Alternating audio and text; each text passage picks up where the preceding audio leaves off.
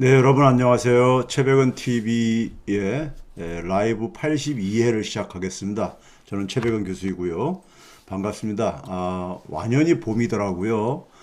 어저께는 대전에 강연 때문에 내려갔는데 제가 월요일 날 뉴스공장 출연했다가 학교를 가보니까 캠퍼스에 가서 보니까요. 오후에 퇴근을 하면서 보니까는 진달래꽃이 보이더라고요. 그래서 진달래꽃을 처음 봤었는데 어제 대전에 가니까는 시가지에 목련하고 벚꽃이 그냥 만개를 한 거예요. 그래서 서울과 대전이 이렇게 차이가 있는가 했거든요.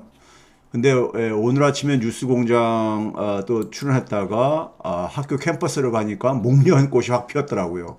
그러니까 하루가 다르게 봄이 성큼성큼 우리 옆으로 깊숙이 들어와 있더라고요. 여러분들도 이 봄날을 충분히 즐길 수 있기를 바랍니다. 바라고요. 오늘은 제가 이제 그동안 그랬잖아요. 세 가지 측면에서 최백은 TV를 진행하겠다고. 하나는 5년 후를 준비하겠다. 그래서 그다음에 이제 또 이제 중간중간에 경제 정보도 제공하겠다. 세 번째는 윤석열 정부가 출범을 하게 되면 윤석열 정부에 대해서 비판적인 평가를 하겠다. 비판이라는 것은 비난하고 틀린 겁니다. 성공을 바라는 마음에서 비판적인 평가를 하겠다는 것이고요. 오늘은 그러니까 첫 번째, 두 번째. 그러니까 윤석열 정부가 출범을 안 했기 때문에 첫 번째, 두 번째. 지금 뭐냐면 지금 우리한테 다가오고 있는 이 일들 그리고 여러분들이 또 필요로 하는 경제 정보와 관련해 가지고 오늘은 주제를 잡았습니다. 미국의 출구 전략 쓰나미의 대응은 이렇게 이제 타이틀이 붙어 있죠. 그리고 이제 연준이 고개를 지금 저는 부리고 있다고 봅니다. 이제 외줄타기에서 고개를 부리고 있는데 이게 과연 성공할 것인가? 이거를 이제 최근에 우리가 미국의 통화 정책, 우리가 출구 전략이라는 것은 원래 출구 전략이라는 용어는요. 미국이 베트남 전쟁을 벌이다가 늪에 빠져가지고 허우적거리다가 거기서 이제 어쨌든 간에 철군을 해야 되겠는데 좀 시샘말로 얘기하면 좀 이 폼나게 좀 이제 그러니까 너무 이제 좀 이제 이런 표현 여기서 해도 될지 모르겠지만요. 쪽팔리지 않게 좀 이제 전쟁에서 이제 그러니까 벗어나려고 할 때 썼던 용어가 이제 출구 전략입니다. 엑짓 스트래티지 해가지고요. 근데 지금 제가 이제 출구 전략이라는 용어를 쓴 것은 뭐냐면은 제가 일전부터 계속 얘기했지만은 이번에 이제 미국이 긴축으로 이제 그러니까 전환을 해야 되는 상황에 내몰리고 있는데 소위 말해서 인플레이션 때문에요. 인플레이션 때문에 긴축으로 전환할 것을 요구받고 있는 거죠. 그런데 인플레이션이 사실은 팬데믹 상황에서 발행한 그 엄청난 통화량 때문에 사실 발생했다기보다는 공급 측면, 통화량에 의해서 발생하는 인플레이션은 수요 측면이거든요.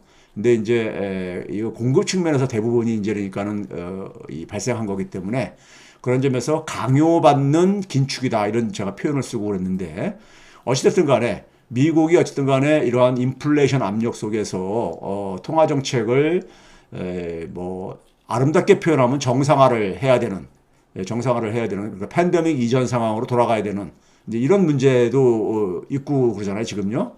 근데 여기서 이제 이거를 우리가 평가하려면은 몇 가지를 우리가 좀 이제 머릿속에다가 좀 고려하면서 이것을 지켜봐야 됩니다.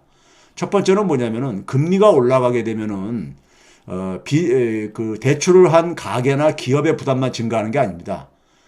미국 정부도 엄청난 빚을 가지고 있잖아요. 그러다 보니까 미국 정부의 이자 부담도 그러니까 우리가 고려를 해야 됩니다. 이자 부담도요.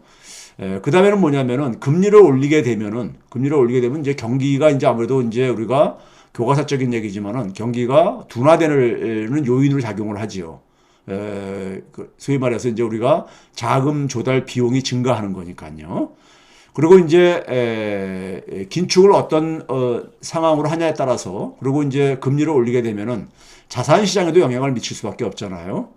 뭐 주식 시장보다 저는 이제 부동산 시장 근데 이제 부동산 시장도 굉장히 팬데믹 상황에서 많이 풀린 돈으로 굉장히 과도하게 가격이 올랐단 말이에요. 그래서 이것을 이제 연착륙시키는 것은 불가피하다고 보고 있습니다. 미국도요. 그런 점에서 이러한 몇 가지 요인들을 좀 머릿속에다가 좀 이제 넣고서는 이걸 좀 봐야 됩니다. 종합적으로 봐야 됩니다. 종합적으로 봐야 되는데, 그러면 이렇게 이제 그러니까는 그동안에 이제 돈을 엄청 푸는 과정 속에서는 우리가 팬데믹이라는 굉장히 어려운 상황 속에서 돈을 풀어가지고 좀 이제 버텼지만은, 이게 돈을 이제 회수하게 되면은 결국은 이게 이제 모든 사람들한테 똑같이, 그러니까 이 고통이 분배되는 게 아니라 사람들마다, 기업들마다, 국가들마다 차별적으로 그러니까 이 영향을 미칠 수밖에 없죠. 그래서 이 연준의 출구 전략, 그러니까 돈 회수 전략이 이 희생양은 누가 될 것인가? 이거는 그러니까 개인적인 차원에서 얘기하는 것이기도 하고 국가적인 차원에서도 얘기를 하는 것입니다. 이런 부분에 대해서 윤석열 정부는 그러니까 준비가 돼 있는가 하는 것을 저는 묻고 싶은 것이고, 그 다음에 이제 여러분들께서는 지금 우리가 살고 있는 시대를 생각해 볼 때, 사고에 좀 변화가 필요합니다.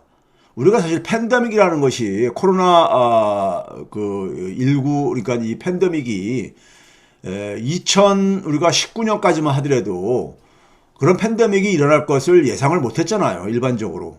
우리가 2008년도에 금융위기가 일어날 것을 대부분 사람들이 예상을 못 했듯이요. 그렇죠?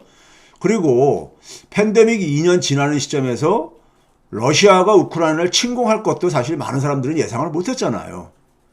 그러니까 이런 예상하지 못한 일들이 앞으로 그러니까 러시아 우크라이나 전쟁이 그러니까 끝나고 난다면은 없을 것인가? 아니잖아요. 또 올 겁니다. 우리가 예상하지 못한 일들이요. 그 예상하지 못한 일들이 과거하고는 다른 영향을 미치고 있다는 것을 여러분들이 좀 인식 속에 좀 넣어야 됩니다. 그래야지만이 이 변화되는 시대에 좀 적응을 할 수가 있다고 보는데요. 본 주제를 이제 시작하기 전에요. 윤석열 선거가 끝난 지 이제 3주 정도 지났잖아요. 딱 3주가 지났잖아요. 그렇죠? 3월 9일이니까 3주가 딱 지났죠. 3주를 제가 이제 관전평을 간단하게 좀 이제 정리하겠습니다. 첫째는 뭐냐면은, 실력이 너무 없다. 3주 동안 보여준 것을 보게 되면 실력이 너무 없다. 이분들은요, 윤석열 호에 참여하고 있는 분들은 기본적으로 금융위기 이전의 세계에서 한치도 벗어나지 못하고 있어요. 금융위기 이전 상황에서요. 금융위기 이전의 세계에서 한치도 벗어나지 못하고 있음을 지난 3주 동안 또다시 확인을 했습니다. 기본적으로 이제 이명박 박근혜 정부 때의 경제 철학이라든가 국정 철학을 기본적으로 답습을 하고 있습니다. 세상은 엄청 변했거든요. 변했는데 그런 점에서 저는 실력이 없다. 지난 3주를 봤을 때요. 그 다음에 또 한 가지는 뭐냐면 굉장히 거칠고 좀 심하게 얘기하면 양아치스럽다. 뭐 김정중 여사 그러니까는 뭐 이 옷이라든가 이런 걸 가지고 하는 거라든가 검찰이 산자부 압색을 그러니까는 캐비넷에서 꺼내서 하는 거라든가 보게 되면은 굉장히 양아치스럽다. 근데 문제는 뭐냐면 이런 거에 대해서 우리가 소위 말해서 그 학습 효과가 있잖아요. 과거에 노무현 정부 때 그러니까 우리가 노무현 대통령에 대한 우리가 이 보복으로서 우리가 했잖아요. 근데 이런 것조차도 그러니까 어떻게 하나도 변화가 없냐 이거예요. 좀 세련되게 좀 할 수는 없냐 이겁니다. 좀 묻고 싶은 거예요. 너무 거칠고 양아치스러워요. 예? 그런 점에서 심히 우려스럽습니다. 그다음에 이제 더 중요한 건 뭐냐면 우리가 이제 그것은 선거 과정에서도 느꼈지만은 윤석열 당선자는 정치를 모르는 것 같다. 정치를 모른다는 것을 확인을 했습니다. 우리가 시장이라는 것은요, 시장은 돈의 힘이 지배하는 곳입니다. 이거 누구도 부인 안 하죠. 제가 학생들한테 강의하면서 그런 얘기를 합니다. 여러분하고 나하고 금융을 똑같이 이용할 수 있느냐, 은행을 똑같이 이용할 수 있냐 이거죠. 그렇지 않잖아요. 제가 훨씬 더 그러니까는 은행을 그러니까 좋은 조건으로 이용할 수 있잖아요. 학생들은 심지어 은행을 이용할 수 없는 경우도 많이 있죠. 왜? 어떤 하나의 이 경력이 없고 그러니까요. 신용도 축적한 게 없고 그러다 보니까요. 그렇죠? 그러니까 시장은 굉장히 돈의 힘이 지배하는 불공정한 어떤 하나의 영역입니다. 세계입니다. 그러다 보니까 사회를 시장에만 맡기게 되면은 불공정과 불평등이 극심해질 수밖에 없어요. 그러면 이러한 불공정과 불평등이 극심해지는 것을 완화할 수 있는 장치가 소위 민주주의인 겁니다. 자본주의는 우리가 시장 경제와 민주주의 양축을 가지고 우리가 이게 운영이 되고 있는 거잖아요. 자본주의 체제라는 것은요. 근데 정치는 뭐냐면은 1인 1표 민주주의 원리가 작동하는 곳이잖아요. 1인 1표가요. 그러니까 소위 말해서 이재용이나 우리가 거리의 노숙자나 똑같이 한 표를 행사를 하는 거잖아요. 그리고 그러다 보니까는 여기서 그러니까는 시장에서 시장의 경쟁에서 낙오된 사람들이 자신들의 그러니까는 목소리를 그나마 반영시킬 수 있는 곳이 정치인 곳이죠. 그 정치를 담당하는 것이 바로 선출 권력의 역할이잖아요. 최고 선출 권력이 바로 대통령인 거고요. 최고 선출 권력이요. 그럼 대통령에 당선된 윤석열은 뭐냐면은 뭘 해야 되는 겁니까? 정치를 해야 되는 것이고, 정치를 한다는 것은 바로 이 시장에서 그러니까 우리가 소외받은 사람들, 소외받은 부분을 시장이 만들어낸 불공정과 불평등을 그러니까 완화해주는 역할을 해야 되는 거예요. 정치라는 것이요. 그런데 오히려 그러니까는 시장의 논리에 그러니까 편승을 해가지고 정치를 한다는 것은 이건 정치에 그러니까 ABC도 모르는 거죠. 그래서 그걸 상징적으로 보여준 것이 당선되자마자 청산 대상인 정경련을 포함해서 경제단체들을 만났잖아요. 예? 양대 노총은 그러니까는 만날 지금 생각도 없는 것 같고요. 그럼 이렇게 정치를 모르는 대통령이 그러니까는 최고 선출 권력을 그 권한을 우리가 행사할 때 어떤 비극이 벌어지겠습니까? 그것은 그러니까 우리가 굉장히 우리가 이 사회가 굉장히 그러니까 뭐냐면은 소위 말해서 힘의 논리가 더 강화될 수밖에 없죠. 힘의 논리가. 가뜩이나 시장조차도 우리가 힘의 논리가 지배하는 곳인데 거기에 그러니까 정치까지도 우리가 같이 거기에 그러니까는 시장에다가 힘을 보태주고 앉아있으니 당연하겠죠? 그럼 이걸 가지고 우리가 정치가 실종됐다고 얘기를 하는 겁니다. 정치의 실패를 얘기를 하는 겁니다. 정치의 실패를요. 그럼 그 피해는 고스란히 누구냐? 국민. 특히 누굽니까? 힘없는 국민의 몫입니다. 힘없는 국민이요. 힘이 있는 국민들은 자기 앞가림을 할 수 있어요. 자기 앞가림을 할 수 있습니다. 그렇죠? 근데 이제 힘없는 국민을 챙겨줘야 되는 것이 바로 정치죠. 근데 정치가 뭐냐면 시장의 논리에 그러니까 편승을 하게 되면은 당연히 힘없는 국민은 기댈 곳이 없는 거죠. 예를 들어서 지금 고용유연화를 그러니까 추구하겠다 그러잖아요. 고용유연화라는 것이 말이 그러니까 좀 이렇게 그럴듯하지만은 결국 해고를 쉽게 하겠다는 거죠. 해고를 쉽게 하겠다는 건데 이 최대 피해자는 누가 되느냐? 청년과 취약계층이 될 것입니다. 청년과 취약계층이 될 수밖에 없어요. 네? 청년과 취약계층이요. 취약계층들이 대부분이 뭐냐면 임시직, 일용직 이런 일자리를 하고 있고 그 다음에 청년들 같은 경우도 요새 그러니까 정규직으로 출발하는 경우가 굉장히 드물잖아요. 고용유연화의 최대 피해자는 청년과 취약계층이 될 수밖에 없어요. 근데 이들 중에 상당 부분이 그러니까는 윤석열 당선자를 찍었잖아요. 그러니까 윤석열 찍으신 분들은 억울해하면 안 됩니다. 자신들이 선택한 결과니까요. 억울해하면 안 됩니다. 이건 본인들이 그렇게 감당해야 될 몫입니다. 반면 촛불 시민들은 너무 그렇게 우울해하지 마세요. 너무 우울해하지 마시라고. 대한민국 후퇴? 걱정하지 마십시오. 저는 대한민국 후퇴 안 된다고 생각합니다. 왜 그러냐면요. 대한민국은 2019년을 전후로 해가지고 근본적으로 변했어요. 소위 말해서 선진국으로 변했습니다. 국민들의 의식 수준은 선진국으로 변했어요. 촛불 시민혁명 이후에 제가 늘상 얘기를 했잖아요. 선진국 수준으로 변했습니다. 선진국 수준이든 그러니까 촛불 시민들이 대한민국이 만약에 후퇴를 했을 경우에 이거를 견딜 수가 없습니다. 받아들일 수가 없는 거예요. 너무 몸에 안 맞는 옷인 거죠. 몸에 안 맞는 옷이고 저는 청년들조차도 대한민국에서 누리는 민주주의가 후퇴한다고 생각할 때 저는 청년들도 그거 받아들이기 힘들 거라고 생각합니다. 왜? 자신들이 살아온 삶이 그러니까 지난 5년을 살아온 삶 속의 삶을 다시 그걸 당연시 지금 누리고 있는데 공기를 우리가 마시듯이 공기를 우리가 매일 그러니까 우리가 마시면서 그 고마움을 못 느끼고 있듯이 지난 5년 동안에 선진국 수준의 최고 선진국 수준의 민주주의를 그러니까는 향유하고 살았던 거예요. 근데 그거를 후퇴시키면은 얼마나 불편할지. 더군다나 요즘 청년들은 굉장히 문화 이런 거에 굉장히 관심이 많고 그런데 문화하고 민주주의는 동전의 앞뒷면이거든요. 뗄래 뗄 수가 없습니다. 그런 점에서 대한민국의 후퇴 걱정하지 말라는 겁니다. 그래서 제가 처음부터 그랬잖아요. 5년을 즐겨라. Have fun 그랬잖아요. 예? 너무 고통스러워하지 마시고요. 그래서 저는 걱정하지 않습니다. 촛불 시민들이 서로 잡은 손을 놓지 않는 이상에는요. 그 다음에 이제 그러니까 방송 본격적으로 들어가기 전에요. 제가 이제 그러니까는 제가 이 윤석열 선거가 끝나고 난 이후에 방송의 기조가 좀 바뀌었다. 이런 얘기를 하시는 분들이 가끔 있어요. 댓글창에 보게 되면요. 그런데 제가 말씀드릴게요. 제가 이제 그 말씀하는 이제 의미는 알아요. 무슨 의미냐면은, 이 선거 끝나기 전에는 주로 그러니까는 그분들이 들은 방송들은 예를 들어서 그러니까 뉴스공장이라든가 다스베이다 같은 걸 통해서 이제 들은 걸 저는 이제 생각하는데 되게 이제 그러니까 뭐냐면은 제가 팩트 체크하면서 하다 보니까 되게 조중동이라든가 이런 데서 만든 가짜 뉴스를 팩트 체크하는 과정 속에서 하다 보니까는 문재인 정부를 편드는 것처럼 이렇게 인식을 가질 수가 있었었죠. 문재인 정부가 잘하고 있다 이렇게 평가하는 걸로 해석할 수 있었었죠.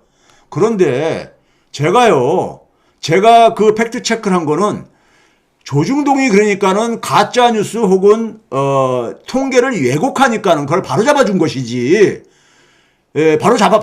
사실을 바로 잡아준 거예요. 그런데 제가 이 방송을 최백은 TV에서도 하면서 바로 뭡니까요?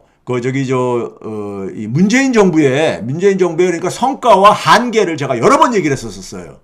그래서 2기 촛불 정부인 이재명 정부에서 해결해야 될 과제로를 제가 얘기했던 걸 그동안에 최근에 그러니까는 선거 이후에도 되게 얘기했던 거예요. 청년 일자리 문제라든가 아니면 그 다음에 이제 우리가 가계부채 문제라든가 이 평상시에 항상 했던 얘기잖아요.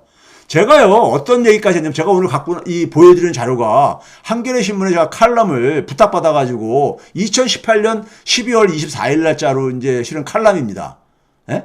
그때 칼럼의 제목이 뭐냐면은 무능이 빚은 경제정책의 역주행이었었어요. 이거를 왜 썼냐면은 문재인 정부의 2기 경제팀장이 누구였냐면 홍남기 부총리잖아요. 예? 홍남기 부총리요. 11월 달에 지명을 받고 그리고 12월 달에 이제 출범을 하면서 경제 정책을 방향을 발표합니다. 그걸 보고선 제가 이거 검색하면 나오니까 한번 기사 읽어보세요. 그때 제가 뭐냐면 아주 신랄하게 비판을 했었어요. 신랄하게. 예? 이 문재인 정부를 제가 이 당시에 굉장히 경제 정책에서 무능함을 보여준다 이런 얘기를 제가 초기부터 이런 얘기 썼던 거예요. 그리고 제가 그 다음 해에는 그러니까는 산업정책, 부동산 정책 제가 신랄하게 비판한 사람입니다. 신랄하게 비판한 사람이에요. 이것도 봐보세요. MBC 시선집중이라는 아침 라디오 방송 있잖아요. 거기에서도 그러니까는 2018년 12월 20일자입니다. 제목이 최백운 교수가 문재인 정부 무능하냐 아마추어냐 둘 다다 이렇게 얘기를 했다고 해가지고 했는데 거기 밑에 보게 되면 이런 말 나오잖아요. 문재인 정부 선한 의사일지 모르나 실력 없는 의사다. 환자한테 도움 안 된다. 이런 인터뷰를 제가 했어요. 정권 출범한 지 그러니까 2년도 채 안 된 상황 속에서. 예? 근데 문재인 정부 2기 경제팀, 이게 홍남기 경제팀이죠. 박근혜 경제 3기 팀과 똑같다. 이런 얘기를 했었어요. 예? 저는 있잖아요. 지금까지 제가 방송한 거, 뉴스공장, 다스베이다, 어느 방송국이든, KBS든 어느 방송이든 간에, 아니면 최백은 TV에서든 간에, 한 얘기들이 과거에 한 얘기하고 지금 다른 얘기를 하고 있다고 생각하시는 분들은 자기가 그러니까 그 부분의 일부분만 봐가지고, 아까 예를 들어서, 뉴스공장이라든가 다스베이다에서, 데이터를 그러니까 팩트체크한 거, 요것만 보고서는 제가 문재인 정부, 그러니까 그냥 일방적으로 그러니까 지지만 한 것처럼 이렇게 해석들을 하고 계시는데 천만에 만만의 말씀입니다. 제가 여러분들 이 방송에서 최백은 TV에서 하는 얘기들 중에서 과거에는 그러니까 다른 얘기를 했었다는 것을 만약 찾아가지고 저한테 제시해주면은 저 방송에 클로즈 하겠습니다. 방송 그만하겠습니다. 저 그런 성격이 못 돼요. 저는요. 예? 저는 최소한 제가 과거에 한 얘기가 제가 잘못 판단해서 한 얘기를 했다고 생각하면 저는 사과를 합니다. 성격이 그래요. 제가 잘못 판단했다. 사과를 합니다.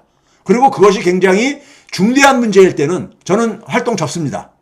저는 성격이 그런 사람이에요. 칼 같은 사람입니다. 그런 점에서요. 예? 제 목에 들어와도 저는 그래서 제가 옳지 않다고 생각하는 건 저는 제 입을 못 막는 사람입니다. 누구도 못 막아요. 그래서 그런 점에서 과거에 제가 한 방송하고 지금 방송하는 거고 틀린 얘기가 있다? 그럼 얘기해 달라고요. 그럼 제가 뭐 가벼운 거라면 사과를 할 거고 아니면 만약에 중대한 거라면 저 방송 접겠습니다. 그만큼 자신이 있다는 얘기예요. 저는 있잖아요. 정권이 바뀐다고 해서 그러니까 이 생각을 이걸 달리 얘기하는 이런 성격이 아니에요. 이건 제가 지난 수십 년간을 그렇게 살았기 때문에 대학생 때부터 지금까지 그러니까 대학생 때 친구들이 무슨 얘기를 하냐면요. 똑같대요. 하나도 안 변했대. 지금 모습이 제 대학생 때 모습과 똑같습니다. 똑같아요. 그런 점에서 여러분들이 일부만 보고서는 주로 제가 볼 때는 뉴스공장이나 다스베이다만 보고서 그 방송은 특성이 뭐냐면요. 팩트체크예요. 팩트체크. 조중동에서 그러니까 보도되는 내용들이 중에서 보면 통계를 그러니까는 왜곡한다든가 아니면 가짜 통계를 가지고 그러니까 얘기를 한다든가 이런 거 기사 많잖아요. 그런 걸 중심으로 거기서 했기 때문에 그게 결국은 뭐냐면 조중동을 그러니까는 비판하게 되면은 문재인 정부를 그러니까 지지하는 것으로 등식화시키다 보니까 그런 인식을 가진 건데 그건 본인들 잘못이죠. 그건 본인들 잘못이에요. 세상을 이분법으로 보는 본인들 잘못이죠. 예? 조중동을 그러니까 조중동의 기사를 비판하면은 뭐 당연히 그러니까 문재인 정부 지지 뭐 이렇게 등식화시키는 게 이게 말이 되는 겁니까? 그렇죠? 자, 그런 점에서 여러분들 그러니까는 제가 여러분들 논조가 달라졌다 하려면은 근거를 제시하라 이겁니다. 구체적인 근거를 제시하면 제가 그걸 수용을 하겠습니다.